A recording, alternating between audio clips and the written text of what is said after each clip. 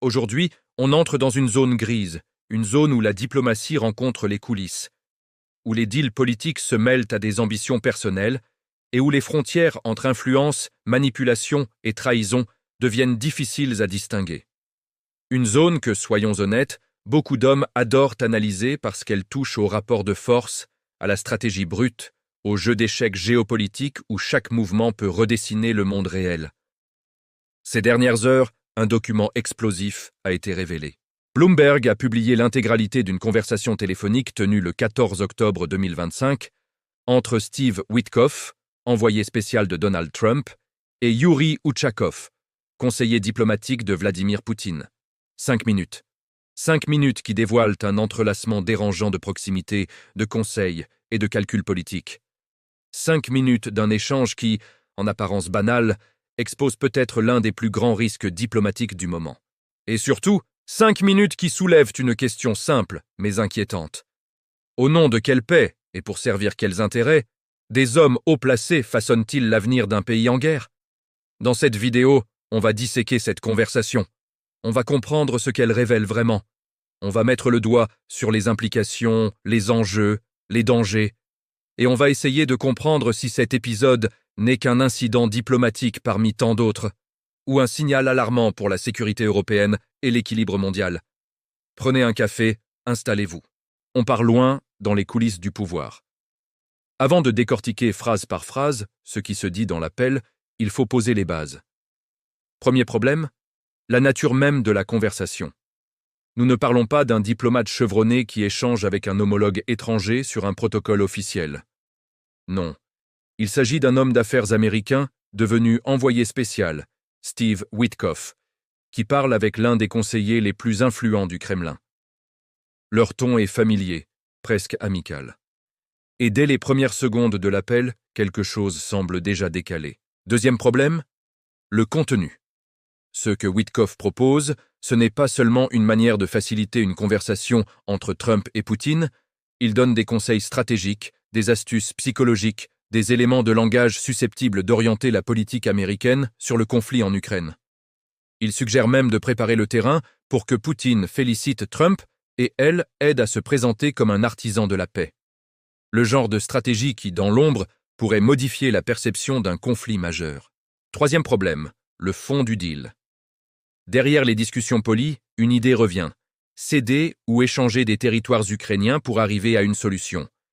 Donetsk, peut-être d'autres régions. Comme si un simple troc territorial pouvait régler la guerre. Comme si les populations locales n'étaient qu'une variable dans un grand marchandage. Quatrième problème, l'impact géopolitique. Une telle conversation place les États-Unis dans une position ambiguë. Défendent-ils encore pleinement l'Ukraine ou prépare-t-il une paix sur mesure pour la Russie? Et comment Zelensky réagirait-il à une telle pression s'il découvre que la première puissance mondiale discute secrètement de son avenir sans lui? Ces 4 problèmes, mis ensemble, forment un cocktail explosif. Et c'est exactement ce que révèle la conversation. Un ton surprenant dès la première seconde. Dès le début de l'appel, Witkoff adopte un style détendu, presque intime. On sent qu'il n'en est pas à sa première discussion avec Ushakov. Tout semble naturel, presque cordial. Il commence par féliciter les Russes pour les progrès d'un cessez-le-feu à Gaza. Il souligne que les États-Unis ont joué un rôle clé. C'est une manière de dire « Regardez ce que nous pouvons faire ensemble. Regardez comme Trump peut être un partenaire utile, fiable, coopératif. » La psychologie, ici, prend toute son importance. Ce n'est pas un diplomate technique, c'est un vendeur. Et ce qu'il vend, c'est l'idée que Trump et Poutine doivent se parler. Il crée un climat favorable, une ambiance qui prépare l'autre à accepter la suite. La stratégie américaine révélée par accident. Très vite, Witkoff dévoile un élément essentiel. Trump a un plan de paix, ou du moins un squelette de plan. Il parle de un document en 20 points pour Gaza mais il propose de transposer pour l'Ukraine. Comme si un conflit régional complexe, enraciné dans l'histoire, pouvait être réglé en appliquant un modèle générique. C'est là que les choses deviennent sérieuses. Witkoff dit à Ushakov qu'il serait très utile que Poutine appelle Trump avant une rencontre décisive entre Trump et Zelensky. Il explique même comment féliciter Trump, Comment jouer sur son désir d'être perçu comme un homme de paix, comme un qui a la capacité unique de obtenir ce que personne a réussi à obtenir. C'est une manipulation, une stratégie politique, une simple observation psychologique, à chacun d'en juger. Mais dans tous les cas, le message est clair. Une puissance étrangère peut influencer Trump en le valorisant, en flattant son ego, en l'aidant à briller. Et cela, dit ouvertement par un envoyé spécial américain à un haut responsable russe, change tout. Le cœur du scandale. Les concessions territoriales. C'est ici que l'appel franchit une ligne rouge. Witkoff déclare explicitement que, pour arriver à un accord, la Russie doit montrer une ouverture. Il parle d'échange de territoire. Il évoque Donetsk. Il laisse entendre que l'Ukraine pourrait céder certaines régions en échange d'une paix durable. C'est une idée qui, pour Moscou, semble presque trop belle. Pour Kiev, c'est une trahison. Et pour l'Occident, c'est un cauchemar diplomatique. Pourquoi ? Parce qu'accepter un tel échange revient à reconnaître une annexion.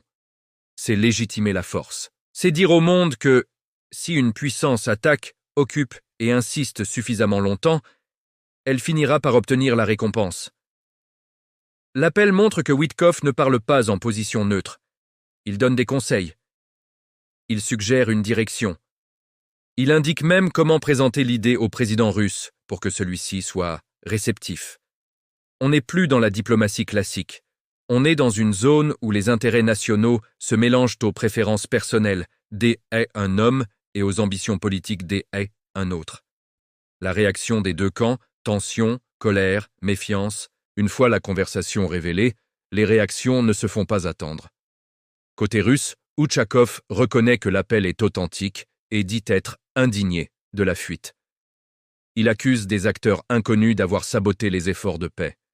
Il ne blâme pas Trump ni Witkoff, mais il laisse entendre que des forces veulent détruire la relation potentielle entre Moscou et Washington. Côté américain, c'est beaucoup plus agressif. Des élus conservateurs eux-mêmes dénoncent la proximité de Witkoff avec la Russie.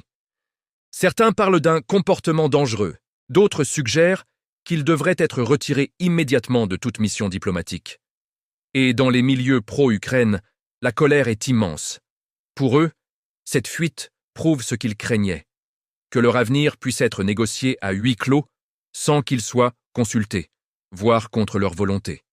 Ce contraste montre une chose, cette conversation n'est pas un simple accident diplomatique. Elle révèle une fracture profonde dans la vision occidentale du conflit. Pourquoi cet échange est si dangereux sur le long terme ? Ce n'est pas la première fois que des informations fuitent. Ce n'est pas la première fois que des responsables américains et russes parlent en coulisses. Ce n'est même pas la première fois que des concessions territoriales sont évoquées. Mais cette fois, les conséquences pourraient être majeures. Premièrement, l'Ukraine se rend compte qu'elle ne contrôle pas entièrement sa propre guerre. Même ses alliés discutent de son avenir en son absence. Deuxièmement, la Russie obtient un avantage diplomatique énorme. Elle apprend que certains cercles américains pourraient accepter une paix favorable à Moscou. Troisièmement, les nouvelles alliances internationales deviennent instables. L'Europe regarde ce qui se passe, et elle se demande, peut-on encore compter sur les États-Unis ? Et que faire si Washington change brutalement de direction ? Enfin, sur le plan symbolique, si un territoire ukrainien est cédé dans le cadre d'un accord, cela crée un précédent dangereux pour toutes les autres régions du monde où des conflits territoriaux existent. C'est un domino qui, s'il tombe, pourrait entraîner bien d'autres avec lui. La conversation entre Steve Witkoff et Yuri Outchakov et Paku un échange de courtoisie entre deux responsables. C'est un fragment d'un puzzle diplomatique bien plus grand, un puzzle où chaque pièce représente des vies, des nations, des frontières, des équilibres de pouvoir. Ce que l'on apprend dans cette fuite révèle un fait brutal. La paix-haine est jamais un idéal abstrait. C'est une négociation, une stratégie, parfois une pression. Et souvent, elle implique des compromis que certains seraient prêts à faire au détriment des autres. Pour un public masculin passionné par la géopolitique, cet épisode est fascinant. Il montre à quel point les relations internationales ne sont pas faites de grandes déclarations, mais de petites phrases échangées au téléphone. De moments improvisés, de calculs, de psychologie. La vraie question maintenant est simple. Cette fuite va-t-elle freiner les ambitions américaines et russes, ou, au contraire, accélérer une solution qui pourrait redessiner la carte de l'Europe? Ce qui est certain, c'est que nous venons d'assister à un des moments les plus révélateurs de la diplomatie moderne, et que l'histoire, une fois encore, se joue dans les coulisses.